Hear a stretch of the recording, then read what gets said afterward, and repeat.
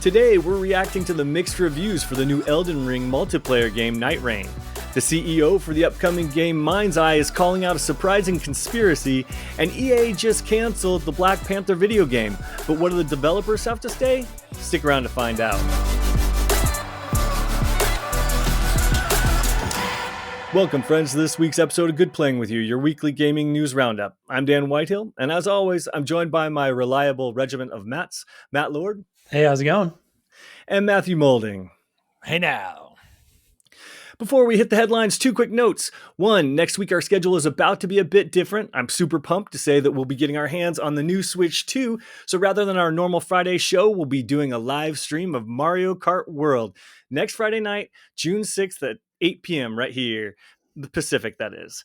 Then on that Sunday, June 8th, Microsoft will be doing their big summer show, and we'll be doing our show right after, reacting all of the great announcements and trailers that they have to show. We hope to have that show up by Sunday at 6 p.m. Pacific. And we're actually 300 subs away from our goal of 1,000 subs, so if you could hit that like and subscribe button, that would mean a lot. Now, with that out of the way, let's jump straight into the headlines of the week. First up, Elden Ring is making the leap to multiplayer, but does it stick the landing? Maulding, you have this story.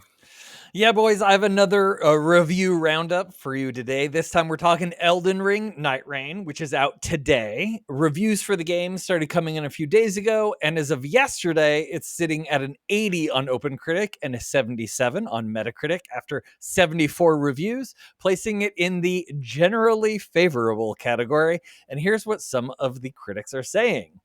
Game Informer gave it an 80, writing, "The reward for my efforts is the mastery, knowledge, and adrenaline I spent dozens of hours building in Elden Ring, condensed into a single run.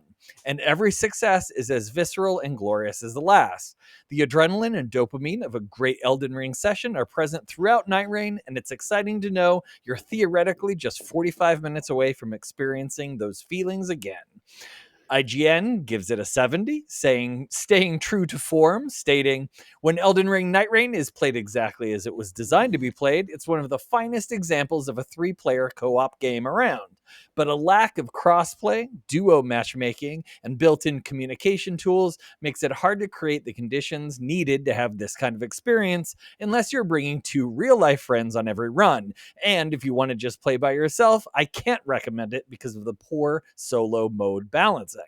And finally, the AV Club didn't give it a score, but says of the game, "If I can talk my friends into playing with me, investing the energy and mental overhead, and above all, the time required to learn its quirks, I believe there's a genuinely great experience to be had here. If I'm left to my own devices, though, just playing this with folks online, even for someone who fell in love with Elden Ring's gorgeous expanse of isolation, that's too lonely an idea to contemplate." So, boys, what does this sound like as a game for you? Do any of these reviews change any thoughts you may have had on the game? And will you be picking this one up?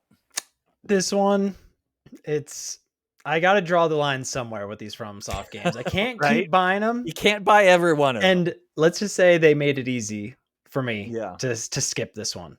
I never thought I would say this because growing up in the days of the PS2 when I desperately wanted to play with more people, I am so tired of this little mini multiplayer setup. I don't want to play with other people at this point, and I just want some more solo Elden Ring.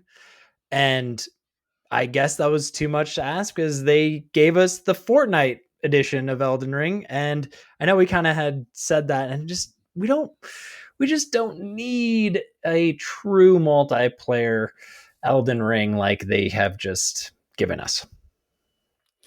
Yeah, it definitely does not look like it would be for me. And I love multiplayer games. I am their target audience. I'm the kind of guy that loves to pick this up, especially when it's on discount for $40 at launch. That's a pretty good price. That's an easy price to swallow.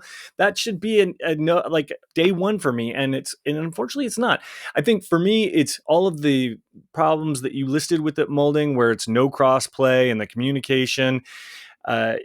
All of that sort of stuff just doesn't make it multiplayer friendly. It sounds like a bit of a hassle. It also reminds me a lot of the extra modes that Resident Evil keeps putting out on all of their different ones. And it strikes me as something that could have been a pack-in or free with another, game.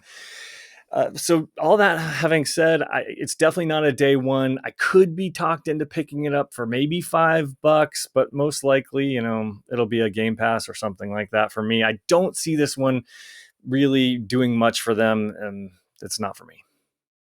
Yeah, when I saw the trailer of this at one of the shows, whatever, a few months ago, my first thought was, yay, a new Souls type game, and then you find out that it's a multiplayer game. So that was my first disappointment.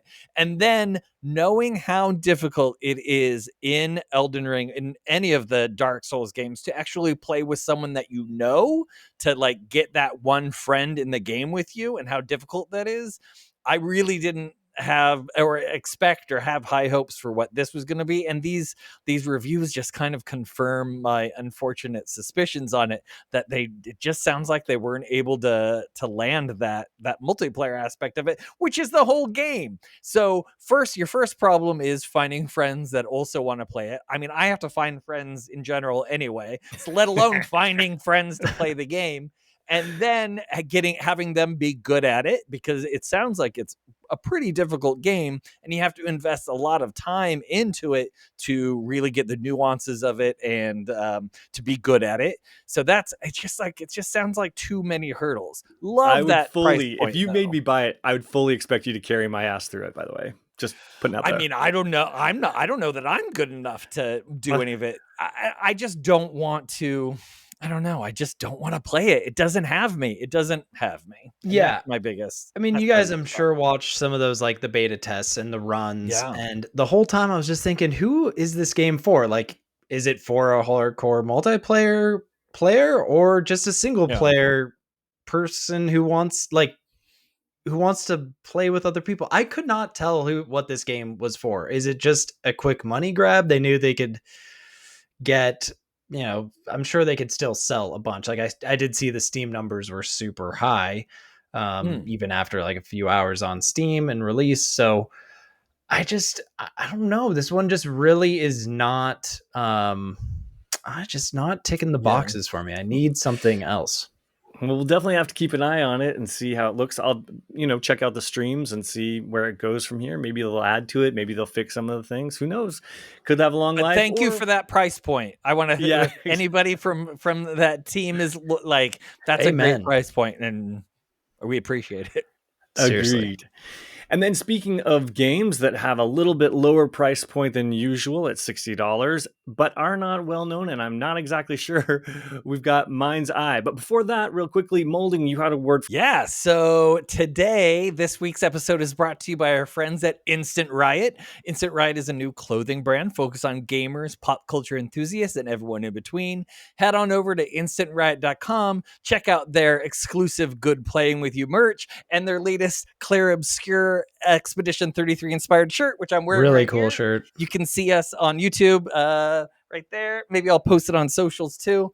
Enter code FIRSTRIOT for 10% off your first order. Instant Riot, if you know, you know. So thank you to those guys over there.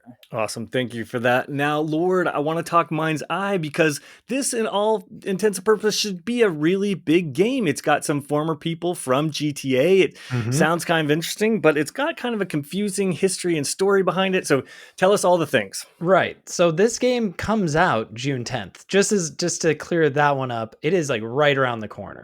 And then all of a sudden I see this article and I'm like, what in the world? So here we go. MindsEye co-CEO claims there is a concerted effort by some to trash the game and the studio. Suggests people are being paid or using spam bots to post negative comments. So this comes from IGN's Wesley Impool. Mark Gerhard, who became co-CEO of Edinburgh, Scotland-based Build a Rocket Boy, alongside former Rockstar North development chief Leslie Benzies last year, issued the claims on the official MindsEye Discord, sparking a number of shocked responses from fans. During the Q&A session on Discord, reviewed by IGN, Gerhard, who goes by the username MMG on the platform, was asked, do you think that all the people who reacted negatively were financed by someone? He says, 100%, Gerhard responded, before adding, doesn't take much to guess who? Question mark. Gerhard was then asked to clarify his comments by another user. So just to clarify, you believe that individuals, be it content creators or otherwise, have been paid off to criticize MindsEye. Gerhard then appeared to walk back his initial accusation, responding, "No, I never said that. I do know there are bot farms posting negative comments and dislikes." So, gentlemen, this is a conspiracy theory that I can get behind. Like, what do you guys think? Is there, like, are there really bot farms out there trashing projects like he so claims, or is MindsEye just another third-person shooter in the sea of sameness? What do you guys think?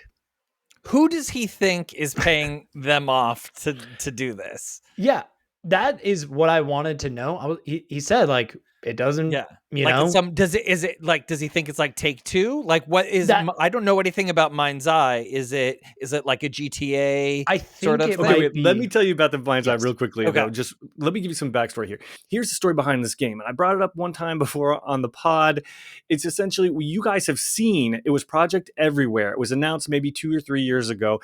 Project Everywhere was supposed to be like an adult version of Roblox, where you build your own game. And inside Project Everywhere, they were going to build a game called MindsEye. Well, what ended up being MindsEye? Anyway, fast forward to now, they never really got a chance to build everywhere. Maybe that was too ambitious for them. And they ended up just creating MindsEye, and then bits and pieces of Project Everywhere are inside it. So, for example, now here's where the confusion comes in, and their messaging is not very clear. They jettisoned Everywhere, going with MindsEye. You build your own missions, but only on PC and not on console. And then there's also a campaign in it, and there's a roadmap for further campaign additions, but some are paid, some are not paid, and we don't know what this game's like. We don't know how long the campaign is.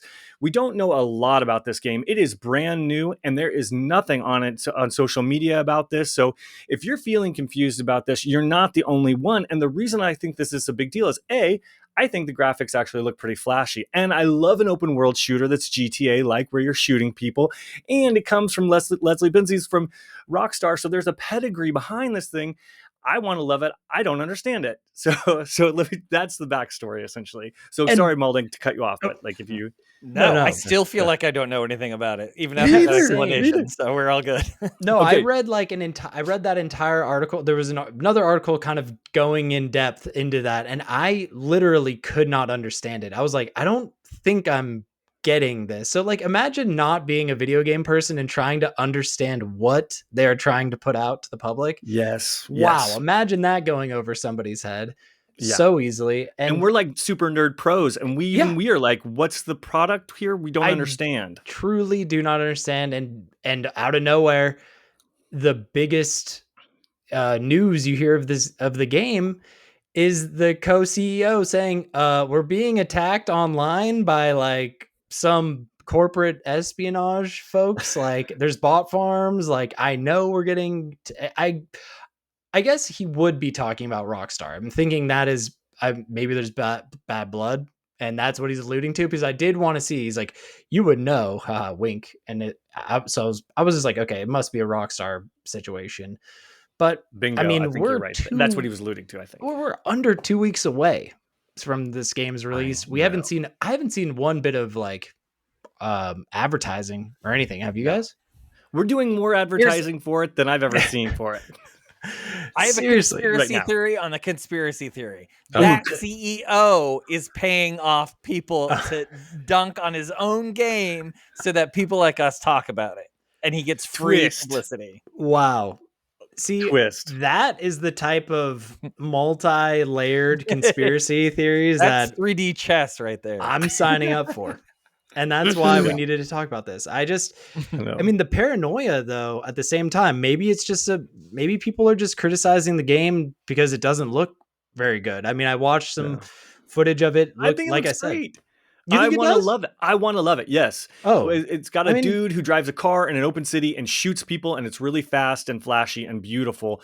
And that appeals to me. But the whole, no, I do not care for, hey, make your own game. I'm like, hell no, developers. That's what I pay you for. I don't want to make the game. I want you to make the game for me. So that's where I'm like, okay, this game's only $60. So I'm like, budget friendly. I'm kind of interested. It's a shooter and beautiful, like GTA kind of. Oh, beautiful. Oh, wait, I have to make my own levels, but only on PC. And how, I don't know. Now it's a little bit like, so it's not a full campaign. Am I only getting a couple? This is a wait and see. I want to love it because I'm the open world guy that shoots two people. You are. What did you think of the graphics? Because I did think they actually did all right with the graphics. I loved them. I'm perfect. I'm thinking good.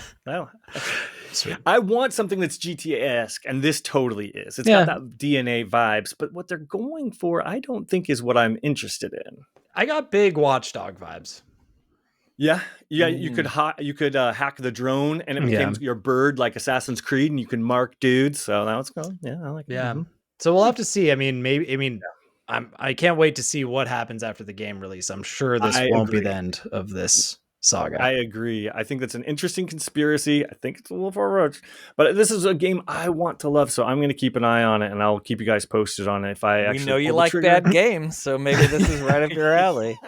It's so true. Oh my God, after all these years, Maulding. Yeah, maybe right. Buy the premium edition, the $130 one. Get it 5 days in advance. No, you guys joked, and then I pulled the trigger on Suicide Squad, and I don't think I've that scarred me for life, and I don't know if I'm going to be able to forgive you guys or myself after what that happened. That scarred me. Forgive us. What did I do? You guys are the ones who always talk me into it. Yeah, that's true. Well, unfortunately, one game you won't be talking me into buying is Black Panther.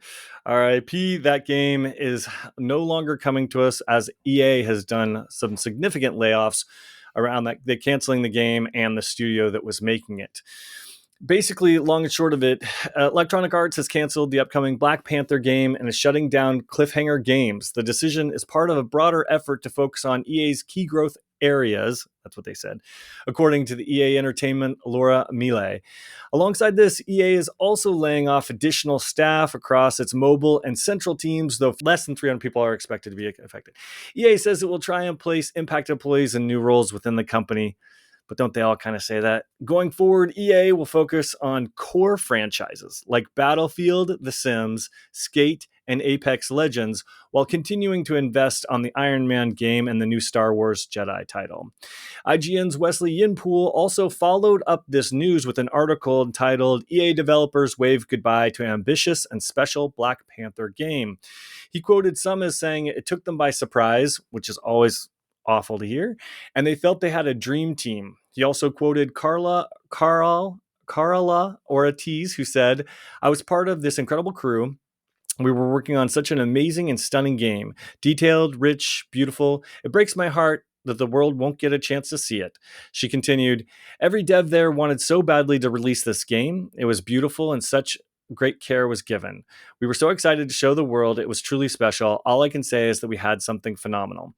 Always a bummer to hear about people being laid off, especially reading all of their reactions on social media this week. And it's awful to hear when games we're looking forward to are being canceled. But what do you guys think? And how do you react to EA's narrower focus on its core franchises? I have a few things. One, in that article, and you may have said it and I may have just missed it, did they give an explicit reason as to why it was canceled, or just that they want to focus on other projects? That's basically what they said. They want to focus on other projects, and this one was not one they want to focus on, and that's just it. Okay. Yep. Well, that sucks. That's a sucky way to do business.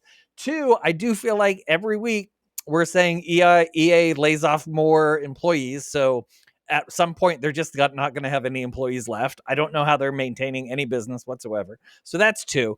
Three, what's really, well, not funny, but it's interesting, is that on social media today and yesterday, I saw a bunch of posts where people were posting video of Marvel Avengers, of Black Panther in Marvel Avengers, and people saying, this is what we lost. Like, this is what a great game. That's and the they B-roll. Didn't know. That's the B-roll we're pulled and are running right now. Oh, fantastic. I Yeah. can't see it. So that's but that is, yes, people were so confused as to why they were canceling this game, and they weren't even showing the footage from this game. So that's nuts. And then my last point is man, Marvel's just having a rough time with their video games. I know that they have at least three that are coming out at some point. They have a Black Panther, a Captain America game that's set in like the 1950s or something like that. That's with the graphics on that look insane. So there's that. I think you said Iron Man, there's a Blade game, and there's a Wolverine game. What are the chances that these games see the light of day, I wonder, after all these issues? Like, is it a Marvel problem, or is it the publisher or the developer problem? Like, I wonder what's happening. What's happening with all these games? One thing I want to mention, Maulding, though, we got Marvel Rivals, which we do have Marvel. Yeah, is I think that's where they're gonna put all their eggs into. You think that's what it is? Is gonna be their flagship, and they just know that is something that they can easily maintain at very low risk. They don't have to re-release games. All they have to do is release skins. What a dream for some of these companies. And that's just, I think, going to be the future of all these Marvel. Maybe we'll see a couple, because I know they made a big deal about that Blade game. So perhaps they get and that the Wolverine one. I feel like that has been in there in the mix for a while. Right, the Wolverine one definitely. But I just think, Marvel Rivals is too big at this. It's too big, and it's too big to fail. It's like it's already overtaking what Overwatch was at one point. So that's going to be the Marvel we know in the video game form. That's a bummer. I mean, I love Marvel Rivals, but I'd like to see more Marvel games other than that one. Well, here's what I think. One of the things that's interesting is I always poo-poo these developers when they cry these budgets are getting out of hand, but maybe this could be the case here. This one I might actually believe, because if you think about it, not only do these developers have to make back, all of their investment, but at the same time, if they're licensing characters from Marvel, that means the goalpost is even raised even higher on these games than it would be on a normal game that they made, and maybe they just didn't see the opportunity to make the revenue back.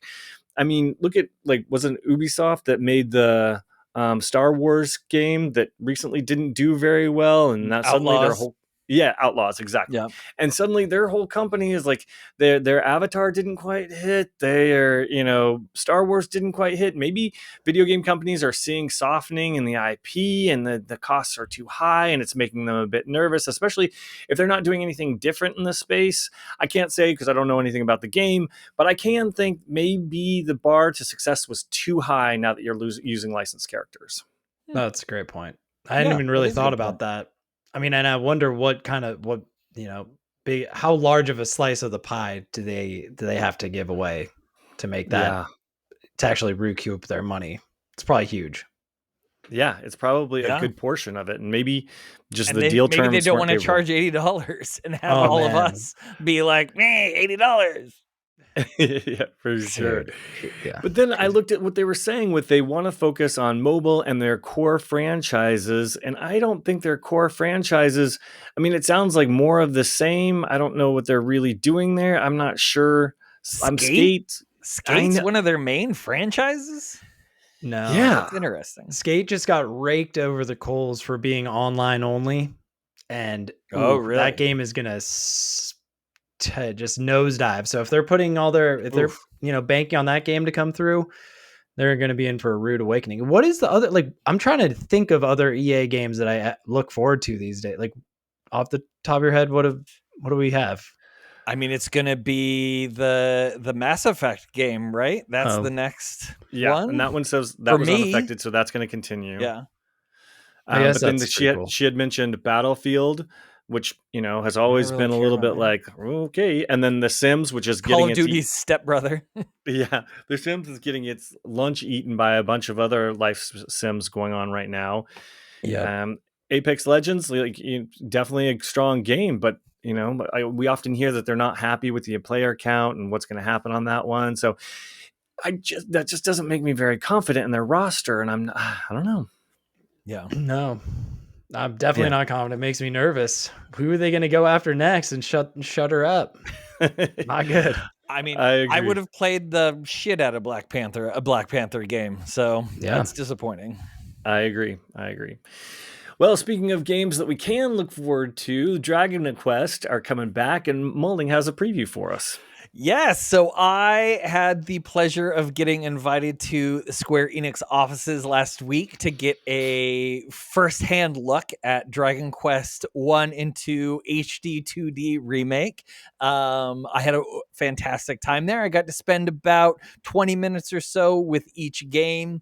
I'm really looking forward to it. You can check out our review of Dragon Quest 3 HD 2D remake on our channel. That's something I got a hold of last year, and these games just look really fun. If you loved that game, you're gonna love these games just the same.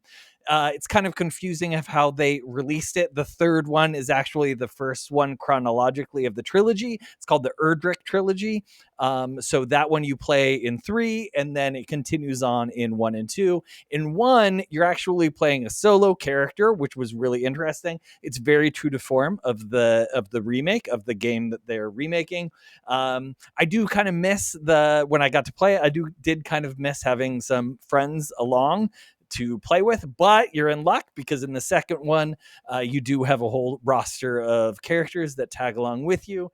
I'm just really pumped for the game. I was really happy to get my hands on it, and go on over to our website, goodplayingwithyou.com, and you can check out my preview with some screenshots to go along with the video here that they also gave us. So thanks again to our friends at Square Enix for letting me come take a look at the game.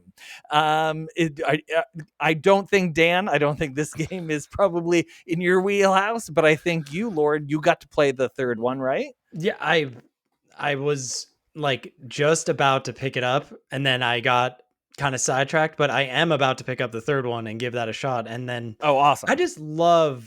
I love these RPGs. These JRPGs from old school, getting the HD 2D remake procedure is amazing to me. I can't get enough. Like, I'm just so happy seeing those graphics, and I think these games do deserve to be like played again, because I feel like so often they just, these classics do get, it gets so old you can't really play them on any platform. Yeah. So it's awesome that we can bring it to a new audience again, and I just think it's so cool. Like, was that your first time going to the Square office? It was in El Segundo. It was a little bit of a hike from where I live, but I felt so cool getting a chance to go in there and sit down and play it, and everyone was so nice. Cool. And can you like describe like what was the setting like? What were you with other people? So I thought it was going to be like a cattle call sort of thing with just a bunch of people, but it was actually really, I want to say intimate. It was because there was like just 4 of us. So we were there by time. So during my time, there were 3 other people. Each of us had our own PlayStation. We were playing the game, our little headphones. We got a little spiel from the Square Enix guy who was super energetic and really nice and a lot of fun. And it was just did our plan and left, and it was awesome. I felt really like, I don't know, I felt really happy to be there, and it made me happy that we were invited, and it's so great. Cool. So, and honestly, the games look really fun. Like I said, if you liked 3, played 3, you're gonna love love these 2. Just so colorful. That tilt shift, I don't think it's technically tilt shift, but the look of those is just they're colorful and fun, and the sound effects, it really brings you back, especially when you fight that first slime. I remember fighting that first slime when I played. It was called Dragon Warrior when it released on the NES. And I just have very distinctive memories of playing it and the little slime popping up, and I don't know, it's awesome. It was super fun to play. Can't beat the slimes. Oh man, that's so cool. Sorry, I didn't go for it. No, I was gonna say, for someone who's really kind of out of touch on these games and this franchise in general, like, are 1 and 2 coming out on the same cart together, or are they? Thank you. Carts? Yes, they 1 and 2 are coming out together, so it's one game. You get both of them. And when's it coming out? Yes, thank you again. It's October 30th of this year. Yeah, so right before Halloween. Nice. Oh, that's so fun. I can't wait. And yeah, I have been playing some Dragon Quest 11, and Mm. that one is so good. So if anyone just wants to do a little bit more modern, A plus. I mean, it's been out for ages now, but so good. Plays really well on the Steam Deck. The other thing, one other thing I forgot to mention is it's also releasing for the Switch 2. So it's good. It's natively for the Switch 2. It's not a port from Switch 1 to Switch 2. They're releasing it both on the Switch 1 and the Switch 2. Great to know. Yeah. Nice. Glad to hear it. So thanks again to our friends over at Square Enix for letting me play. Definitely. That's awesome to hear. Well, speaking of things that might not be so awesome to hear, though, back to the bad news. Sorry. Another headline for Marathon. I'm sorry, it was an interesting week. We had to cover this story. So Paul Tassi from Forbes wrote the article, Marathon isn't canceled, but it's bad. We even have to ask that. Basically, let me just read real quick. In that article, Tassi notes that Colin Moriarty from Sacred Symbols reported that all paid marketing for Marathon this quarter has been canceled by Sony. Then Tassi writes, I heard the entire marketing plan was thrown out and had to restart from scratch, and plans like a new trailer, launching pre-orders, and a big public beta a month before launch were not happening. I didn't hear anything about all paid marketing being erased, but I wouldn't be surprised if that's where things ended up. There is now talk about whether this means Marathon is delayed or even canceled after its disastrous couple of weeks.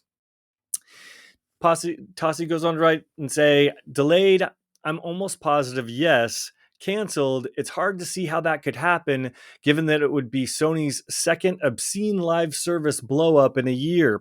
Blowing up a game on a launch pad this close to release, with years and hundreds of millions invested, would be insanity. It's close to what happened with Concord, yes, but the difference here is that this is Bungie, not just a storied shooter studio, but one that Sony paid $3.6 billion to acquire. So, gentlemen, what does this mean for the future of Marathon? Will there be a delay or a cancellation in the future? I mean, I think 100% cancellation. That is Ooh. without it. I think they Really? can't release. Yeah, I think without. I mean, you're taking away when would you ever take away ad campaigns? You know, if there's not a delay like that, to me is such a smoking. Well, delay gun. or cancellation are different things. Right? Did I say cancellation? Yes, Yeah. you did. Oh, my bad. I meant to say delay. Making news. Yes, my bad. I meant to say delay. If I don't know where my brain was at, but because I was trying to save the best part for. I think there's still like about a 25% chance that this game gets a full blown cancel. Like it is very possible. I don't think that option is off the table. With even just the short we posted last week, the kind of just the pushback on this game from this stealing these assets, there's a lot of negativity. I don't know if they want to brave that unless they truly go back to the drawing board and redo basically. I feel like I feel like they got to start from scratch practically if they want to actually release this game, which I don't think is something they're willing to do. Yeah, I mean, that aesthetic of that game, we talked about it last week, seems like it was all stolen from that person's posters and stuff. I don't think it'll be canceled. I'm the same. I feel the same way as you. Maybe I feel the same way as you, but I do think it will be delayed for sure. And man, Paul Tassi was a really pro into this game too at the very beginning. Like he was championing it because he is a huge Destiny player. And yeah, his articles there at the beginning when the beta was out, being able to play it, he was really enjoying it. And now, yeah, it's just turned. I don't think they can repair this damage. It's just too much. Yeah, and those comments on the short, a lot of people who would be the norm, the people who would be into the game, are not into it. So yeah, I think it's dead on arrival. I think it could be too. I hope it gets delayed because it needs to wait out the bad press that it's gotten. It needs to refine its product so that when it hits the market, it's good to go. But as like just a casual observer, like I jump into the shooters with you guys when you're like, oh, this shooter is amazing or something like that. Otherwise, I'm just like, Fortnite. Like I fail to see anything here that I don't understand the unique gimmick here, or I don't understand why I should play this because I've got a billion other shooters, and I think that's the big thing that they need to take their time and answer. I don't know what the answer is, but just having different classes of people and shooting other teams, like that's not very unique to me. I'm definitely not going to be jumping in for an experience like that because I feel like I'm already having it on a billion other platforms. Why do I need to pick something up like this, especially with something that's like the graphics look flashy at first, but then they look like they would be annoying over time. So I feel like they really have to hone their marketing and their message, and they have to find their hook. And if they can't find their hook, then what they're going to do is they're just going to put the game out, let it die, and then they're quietly going to take it down a year later.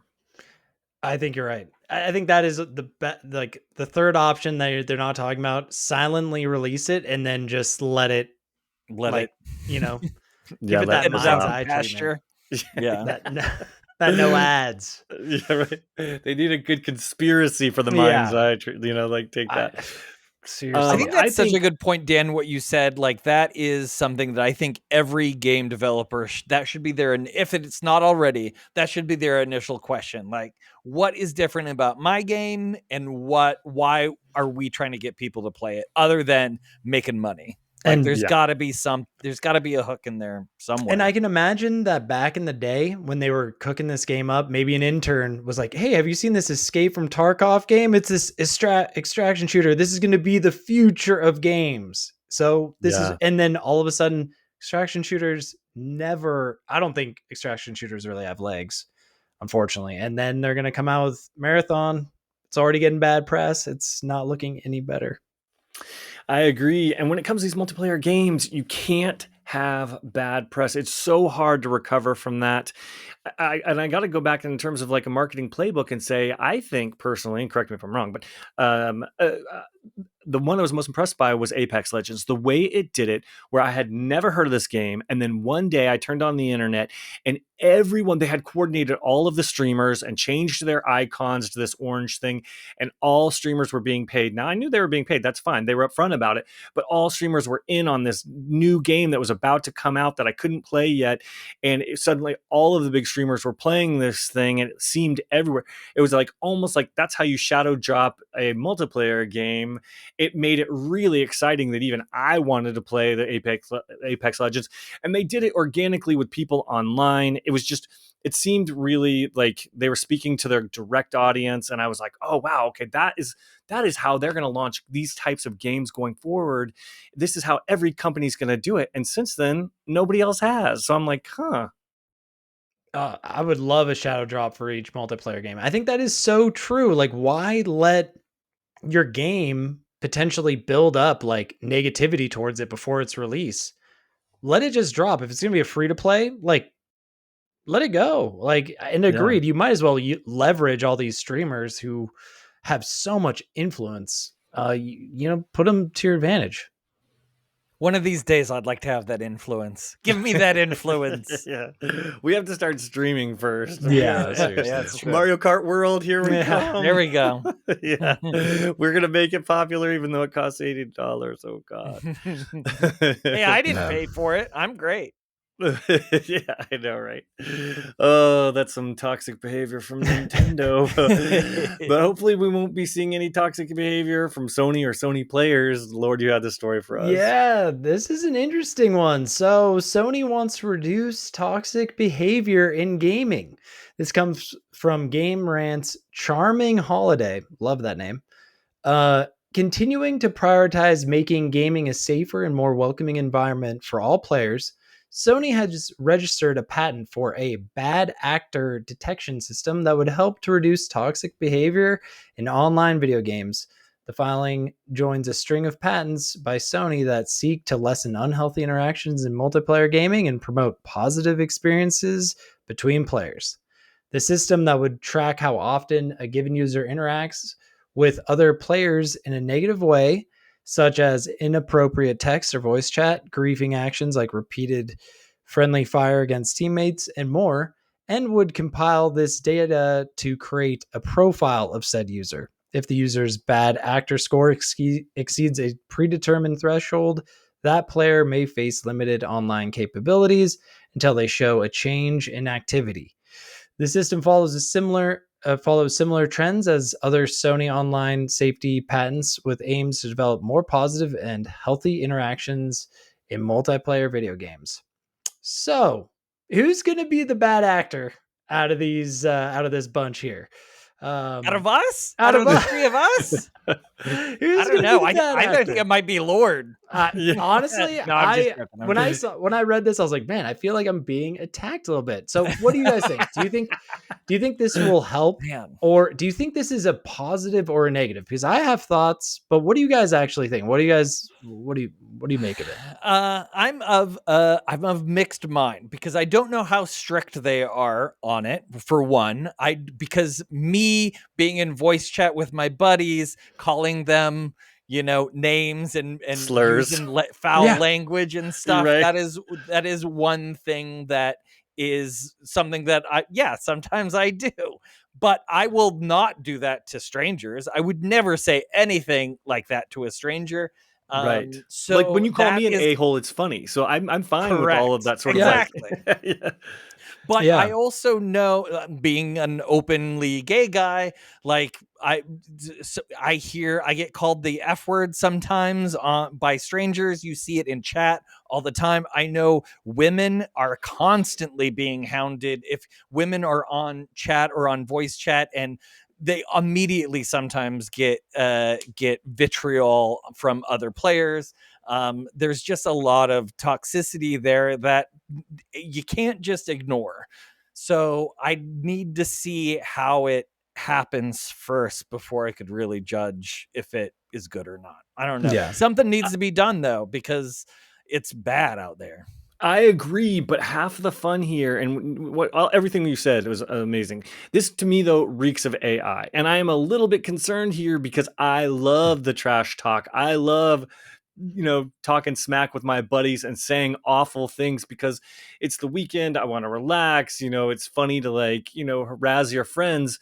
And that's one thing. And if that it gets in the way of that, like that time I got banned on Xbox for making fun of my character in a jock strap and making him do lewd dances, and then I sent that and to you, Maulding, and I got banned for a week. That I can't stand that. Yeah, that is that's awful. ridiculous. They don't put it in the game if I can get banned for doing it. It's so stupid, and I'm afraid that's where this is headed too. That they're getting a little too police, AI sort of cyber police situation.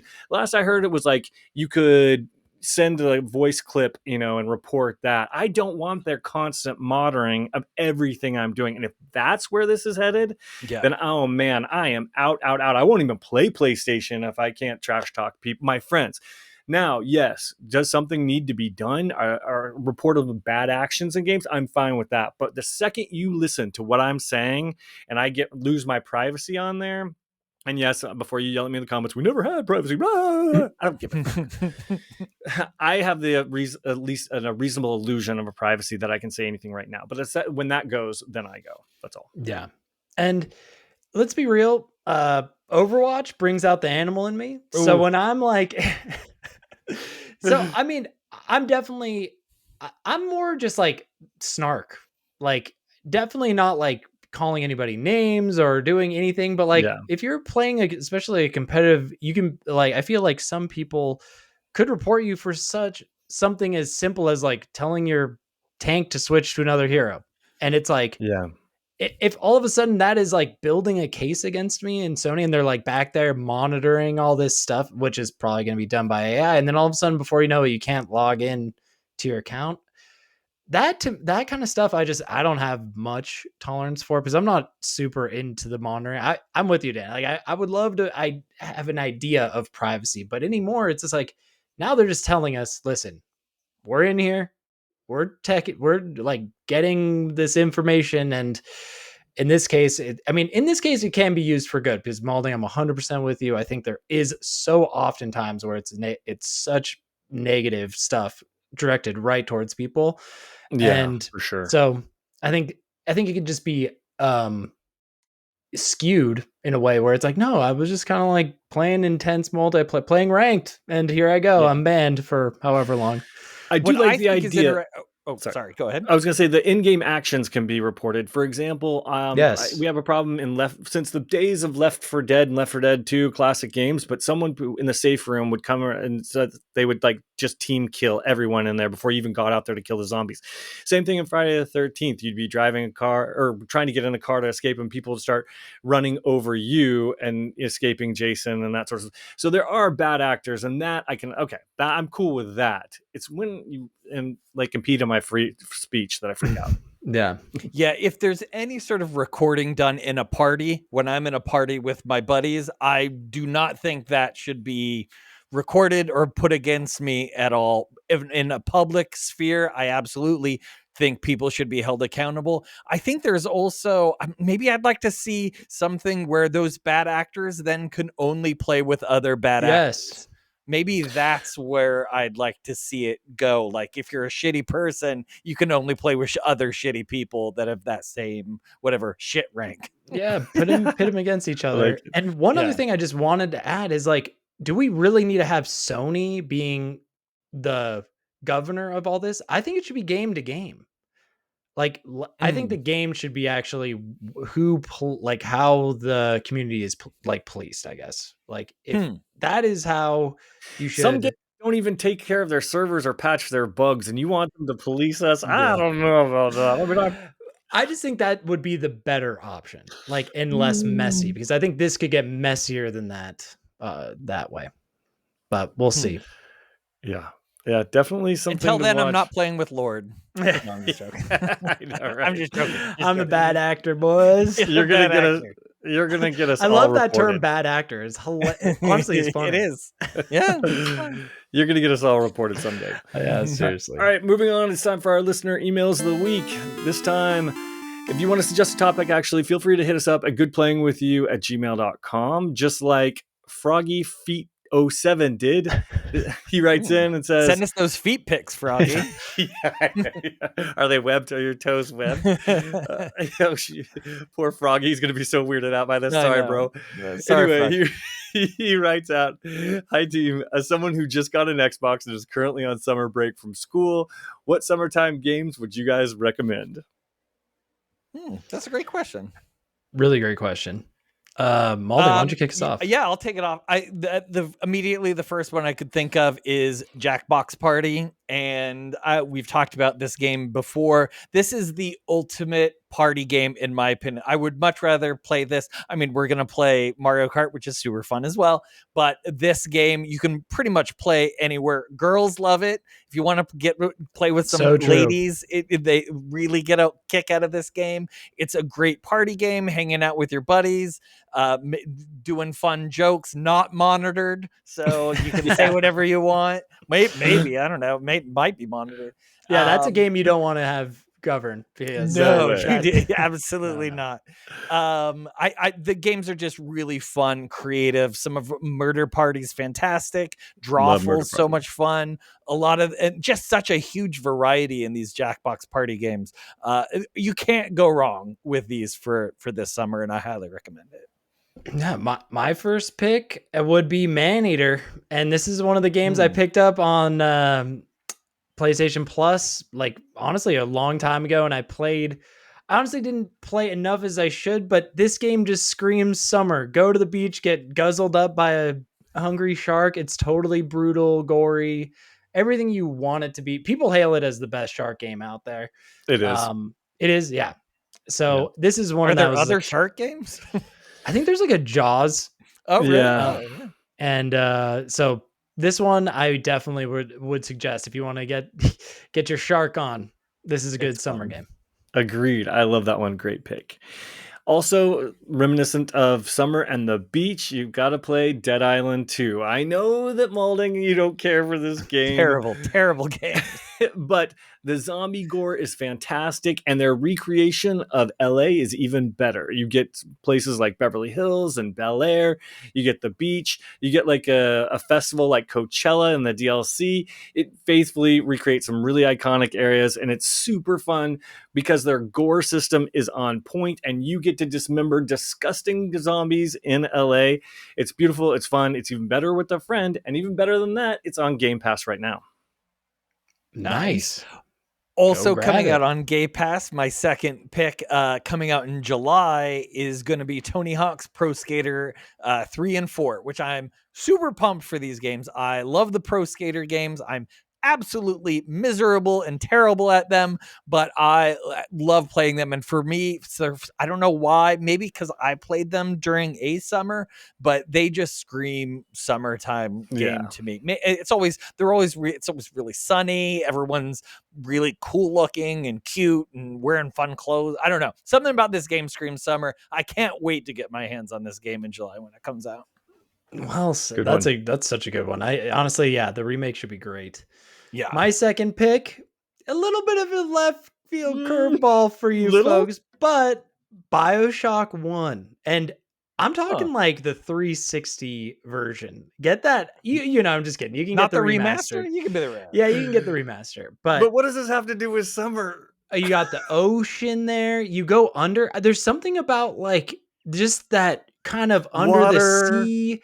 Like it is like you're looking at an aquarium. You're like, oh, am I with my family outside, you know, visiting all these like underwater animals? And that honestly, that game gives me underwater animals.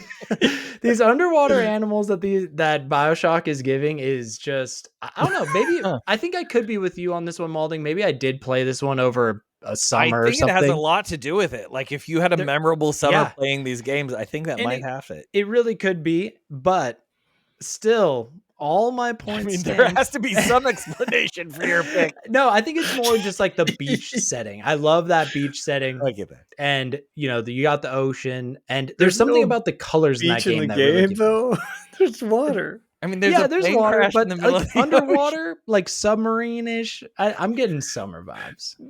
I totally respect it. Oh, absolutely. Thank you. It is a great game for sure. All right, so one of the best summer games, I think, hasn't even been released yet. And I'm telling you, it's going to be the game of summer 2025, and that's going to be Mario Kart World. It has summer written all over it. And not just because we're doing a live stream next Friday at 8 p.m. Pacific, it's because this is the kind of game that we pull out of my backyard when we have a barbecue. And I built this crazy 20-foot screen in the backyard, and we cook out, and then we project the Switch onto this screen. And as the sun sets, we all come around and we play like this huge games of Mario Kart just all night while we're out there listening to music, hanging out, eating good food. And it is just a mainstay, that in the Jackbox Party games, when I have a party in my backyard and entertain at barbecues. And so that's why it will always remind me of summer. And I can't wait for the live stream as well as summer parties with the new Mario Kart World coming out. Can't wait. Some of my favorite memories playing in your backyard of games and watching movies and eating popcorn. Like you're a fantastic host. Thanks, buddy. You really I are. appreciate it. Yeah. But I'm curious about what the audience thinks, so definitely sound off in the comments if you guys think we're wrong or if you have your own pick. Absolutely. All right, well, that pretty much wraps everything that we've got going on this week. If you're watching on YouTube, please like and subscribe. And if you're listening on the podcast, please tell like 3,000 friends. And on behalf of Matthew Maulding, Matt Lord, myself, Dan Whitehill, thanks for joining us. And as always, good playing with you. Good playing with you. Good playing with you.